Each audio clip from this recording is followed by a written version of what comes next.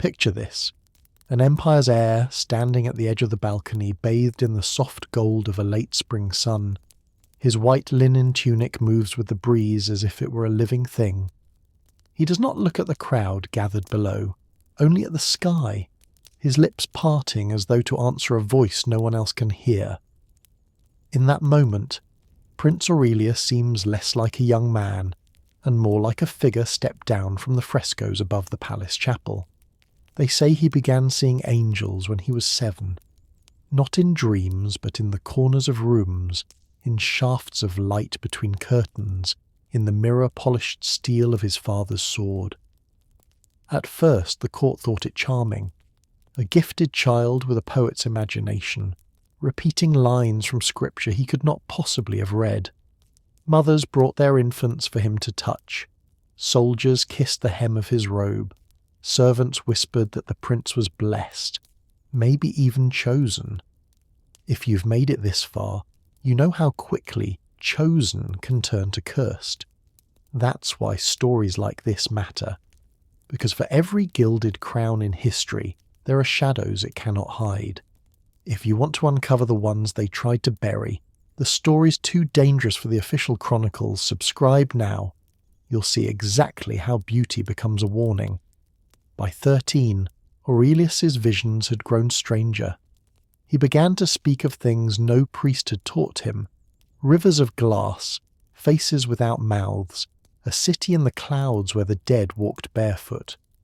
The Empress Isolde, widowed too young, found power in his mystery. Each prophecy he uttered became a shield against the barons who sought to strip her of the throne. To question the boy was to question God himself. From my place behind the crimson drapes of the audience hall, I watched how people shifted when he entered. Heads bowed too deeply. Hands lingered on their chests a moment too long. Even the Archbishop Malvian bent his knee lower than custom required. They feared him, though none would name it fear. They called it reverence. But there were moments, brief, like candle flames snuffed in the wind, when the prince's serenity slipped, when his dark eyes darted from corner to corner as though pursued by something only he could see, when his smile faltered mid-blessing, and his voice dropped to a whisper that no one could quite catch. The court ignored these fissures. To speak of them was to crack the foundation of a power they all depended on. It was during the Feast of Pentecost that the air shifted. The great hall was heavy with the scent of spiced lamb and frankincense, the banners of Vassara hanging like molten gold in the torchlight. Aurelius rose from his seat, the movement slow and deliberate. The music stilled. Servants froze mid-step. His gaze swept over us, not in recognition, but in judgment. "I am not your prince," he said, his voice carrying without force, as if the words themselves refused to be swallowed. "I am the Word made flesh. I am the Christ returned." No one breathed. Even the flames seemed to pause, and in that stillness I knew the boy who saw angels had just turned his kingdom into a congregation, and his court into a chapel from which no one would be allowed to leave. Imagine a throne room where every man bows, but not because they want to. The Empress of Vassara sits at its centre, draped in crimson velvet so heavy it could strangle. Gold crowns her head, but it is the stillness in her face that commands the room, a stillness that warns no interruption will be forgiven. Empress Isolde does not raise her voice. She never needs to. Her reign began the day her husband's body was carried out beneath a shroud, the cause of death left unspoken. The barons moved quickly, thinking her a figurehead they could control, a grieving widow to be softened by flattery or replaced by marriage. They misjudged her. She had one weapon greater than armies, the boy they could not touch, the boy who now claimed to be the Son of God. Behind the carved oak doors of the council chamber, she wielded Aurelius like a sword. "The prince's visions forbid the campaign," she would say, and the generals would bow. The prince prophesies a great famine unless the tax is doubled, and the treasurers would sign without protest. It was not Aurelius's power that kept them silent, but hers, the quiet, unblinking certainty that to oppose her son was to oppose heaven. But there were moments away from the throne when her armour thinned. In her private apartment, stripped of crown and robe, she sat before a mirror that refused to flatter. The candlelight caught the threads of grey in her hair, the faint lines carved by sleepless nights. The tapestries around her did not speak, but they heard it all. The whispered prayers for a child she could have saved, the ones she would never say aloud. She knew his visions were not miracles. She had seen the fevers, the way his eyes rolled back when the voices came, the tremor in his hands when they left. She had called for physicians once. They had spoken of humours, of bleeding, of purges. Aurelius had screamed when they touched him. That was the last time she summoned a healer. It was easier to dress his illness in silk and scripture. At night she would sit by the window, watching the courtyard below where the court still whispered about her. Some admired her. More feared her. All wondered how long her power would hold once Aurelius came fully into his own. She wondered too, and she made sure the answer was never soon. It was Archbishop Malvian who gave her the idea. In a voice soft enough to seem harmless, he spoke of holy unions, of purity and divine will. He told her the people needed a sign, something visible, a covenant that would bind their faith to the throne. The Christ must have his bride, he said, and Isolde listened. She poured herself another cup of wine before answering. It was not the first time she'd agreed to something she would later regret. When she finally nodded, Malvian's smile was small, satisfied. The girl had already been chosen, he told her, and she was here, under their roof. You're 17 the day they tell you God has chosen you. It is not your name they speak first, but your lineage, a recitation of bloodlines and estates that sounds more like a transaction than a blessing. You stand in the Empress's private audience hall, marble cold beneath your slippers, the smell of frankincense curling through the air. Sunlight from the high windows paints your white gown in gold, and for a moment you almost believe the words, chosen, blessed, favoured. The Empress smiles at you the way one might smile at a portrait, polite, without warmth. She says the prince has seen you in his visions, that his angel spoke your name, that to refuse would be to refuse heaven itself. Her voice does not ask, it tells, and in that telling the walls seem to close in. The first gown they give you is heavy, a waterfall of cream silk threaded with silver. Pearl pins pull your hair so tightly you can feel the pulse in your scalp. The court gathers to watch you kneel at the chapel rail, their murmurs soft and admiring. You keep your eyes on the crucifix above the altar, though you feel the prince's gaze settle on you like weight. His eyes do not move. His lips move only to whisper words you cannot hear. The days that follow are a blur of ceremony. You're led to the chapel each morning, hands folded, head bowed. The archbishop blesses you with oil that runs cold down your temples. You're forbidden to speak unless spoken to, forbidden to eat anything that is not placed before you by the prince's own hand. The courtiers call this purification. They say it is to make you worthy. But purification is just another word for stripping things away. Your rooms are moved to the east wing, close to the prince's chambers. Servants unpack your belongings, but not all of them return to your shelves. Letters from home disappear. The simple blue dress you favoured is gone. The mirror from your writing desk is replaced with an icon of the Madonna, her painted eyes tilted upward, never toward you. The prince visits only once before the wedding. He does not greet you. He walks the length of your chamber, fingers grazing the carved bedposts, the embroidered cushions, the hem of your gown. His lips curve, not into a smile, but into something close to recognition, as though he has seen it all before in some vision he alone remembers. On the day of the union, the chapel is thick with candle smoke. The smell of beeswax and lilies makes your stomach turn.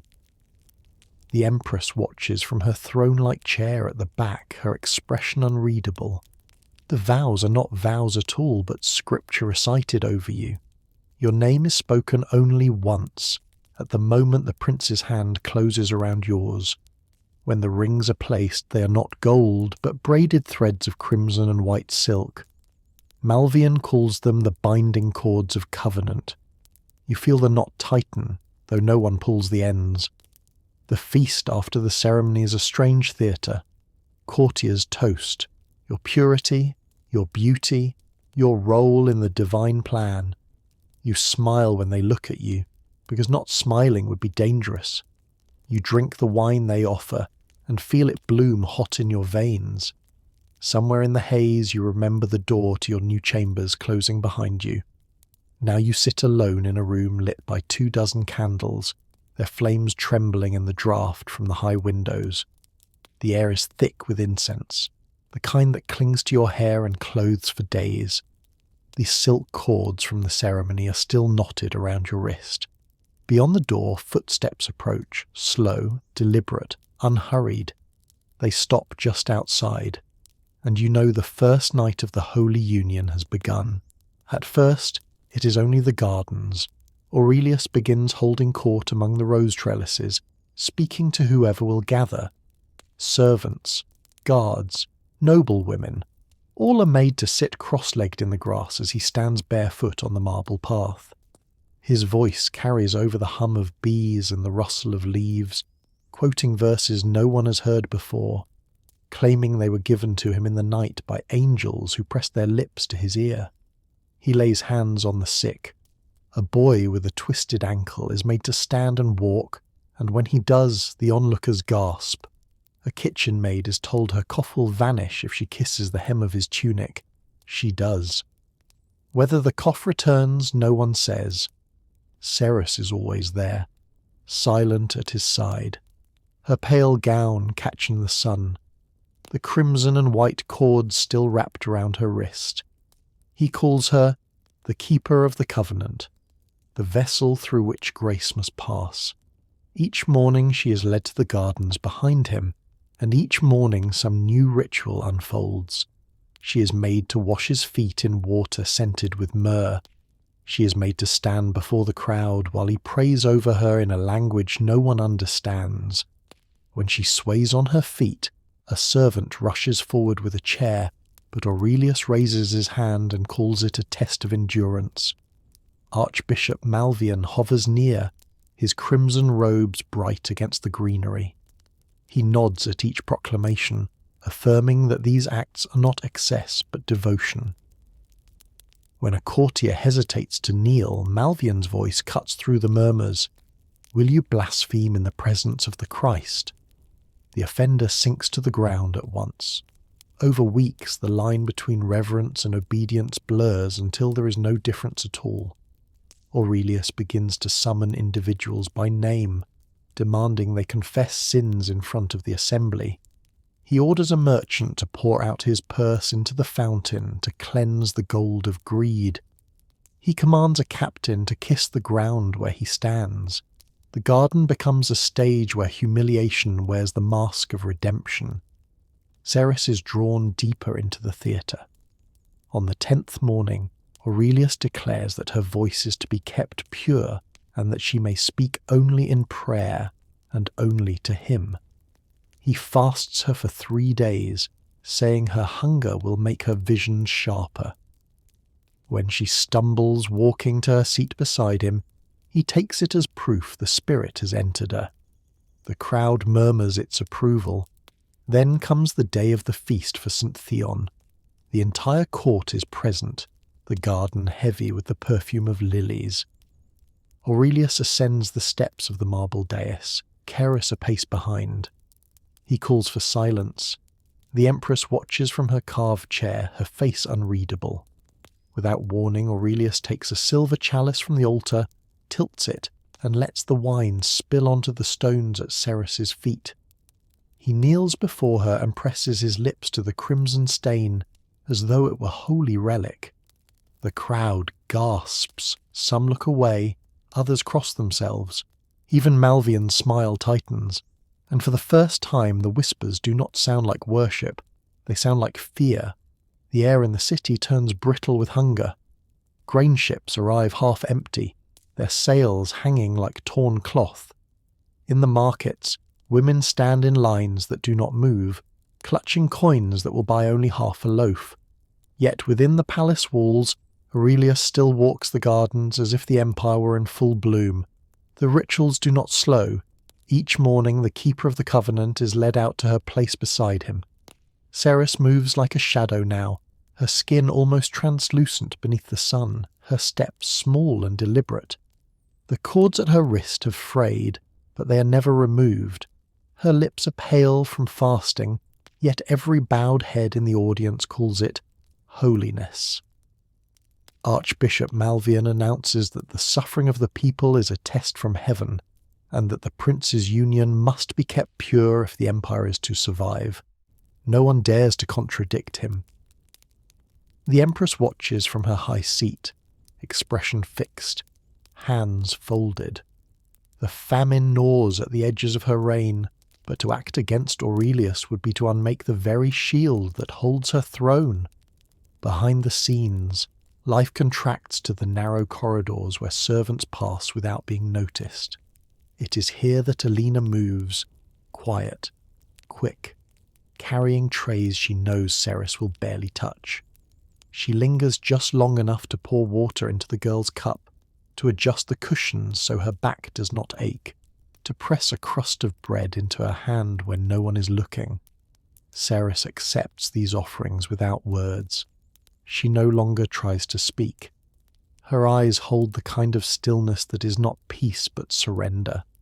Even Alina can no longer tell if she is listening when she whispers news from the outside.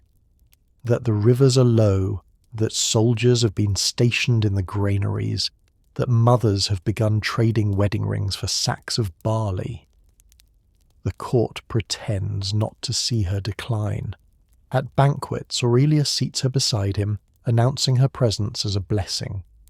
When she cannot lift her cup, he takes it from her hands and drinks in her place, calling it a shared sacrifice.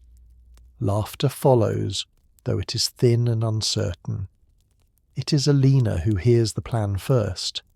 A guard, speaking too loudly outside the kitchens, says the service gate will be unbarred at dawn for the grain carts. The thought lodges like a splinter. That night she finds Ceres in her chamber, seated beneath the gaze of the Madonna, and tells her in a rush. They can leave before the bells, slip through the wing the guards barely watch. Ceres listens without moving. When Alina takes her hand, it feels weightless, the bones sharp against the skin. She nods once. The hour before dawn smells of damp stone. The corridors are silent but for the echo of their steps. Alina keeps her eyes on the door ahead, the one that leads to the servants' yard. They're almost there when a shadow detaches from the wall. Two guards block the way. One reaches for Alina, the other for Ceres. There is no struggle, only the slow, sinking realization that someone knew. The cords at Ceres's wrist tighten as the guard pulls her back. By the time the sun rises, she's in the throne room, her body limp in the arms of two attendants. The Empress sits waiting. The feast is set for 6, but the table could hold 20. Gold vessels gleam in the candlelight, their surfaces warped by the shifting flames. Platters of roasted game and sugared fruits lie untouched, their scents thick in the air.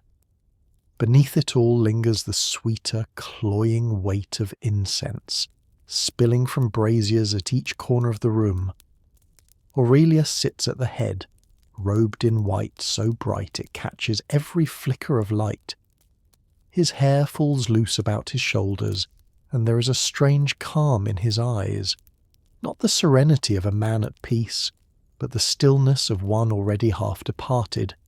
To his right, The Empress, spine rigid, fingers pressed flat to the table as if she could steady the entire hall by force of will.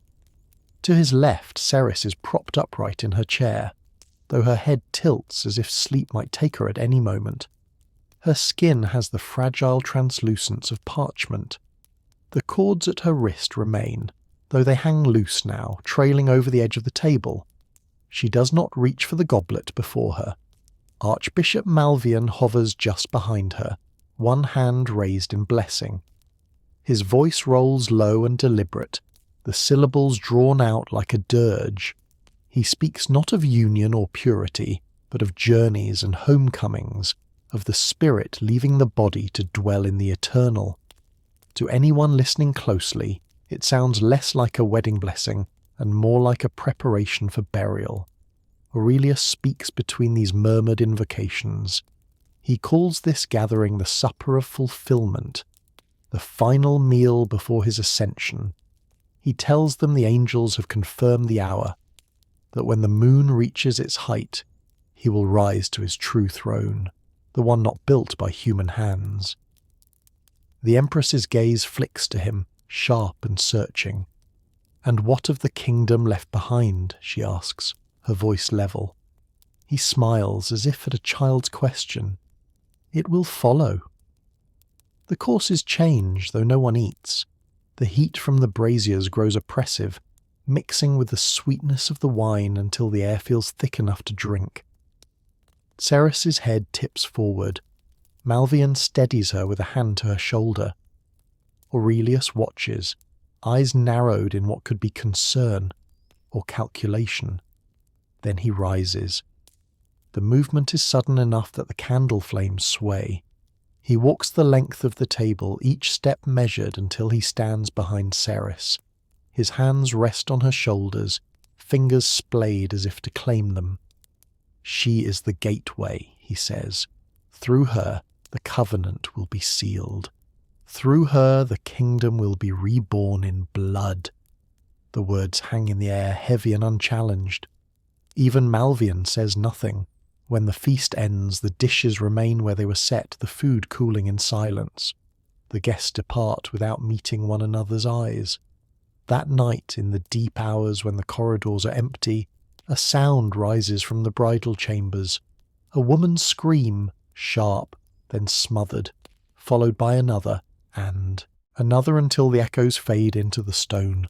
Dawn spills weak and grey through the chapel's high windows, painting the marble in a colour too pale to be called light. Aurelius kneels at the altar, head bowed, his white robe streaked and stiff where it has dried. The blood on his hands is the deep, dull red of something that has been there for hours. His lips move constantly, shaping words no one else hears, the rhythm too quick to be prayer, too soft to be command. There is no sign of Ceres. Not in the chapel, not in her chambers, not in the gardens where the doves roost. The bed in the bridal room is stripped bare, the basin of water cloudy and untouched. No one speaks of the screams that carried through the corridors hours before. When the Empress enters, her steps echo like hammer blows in the silence. She does not touch her son. She does not look at his hands. Her voice is calm as she orders the captain of the guard to escort the prince to the West Tower, for his safety. The words are chosen carefully, like stones placed across a river, each one meant to bear the weight of a lie. Archbishop Malvian is gone by midday. His chambers are empty, his vestments missing, his name struck from the chapel rolls. No one admits to seeing him leave, no one goes looking. Alina is dismissed without cause. A purse of coins is pressed into her hand, and a guard walks her to the city gate. She looks back only once to the palace roofline, where the chapel's cross rises like a blade against the morning sky. In the weeks that follow, the official chronicles begin to shift. The Feast of Fulfillment disappears from the record, replaced with a vague account of the prince's withdrawal into holy contemplation. Ceres's name is absent entirely, as if she had never stood beside him in the gardens, never been bound by crimson and white. Aurelius remains in the tower for the rest of his life. Visitors are told he prays without ceasing, that he fasts for the salvation of the empire. On feast days, a procession carries his portrait through the city, eyes lifted to heaven, lips parted in benediction. The people bow as it passes, some in devotion, some in fear. But in the quiet places, behind shutters, in the corners of wine-stained taverns, another story takes shape. It begins with a girl who vanished and a prince whose hands were never clean again. It ends with a question that no one can answer without lowering their voice, and you, listening now, will have to decide what to believe, because in history, sainthood is sometimes just a mask, and behind that mask cruelty can smile for a lifetime.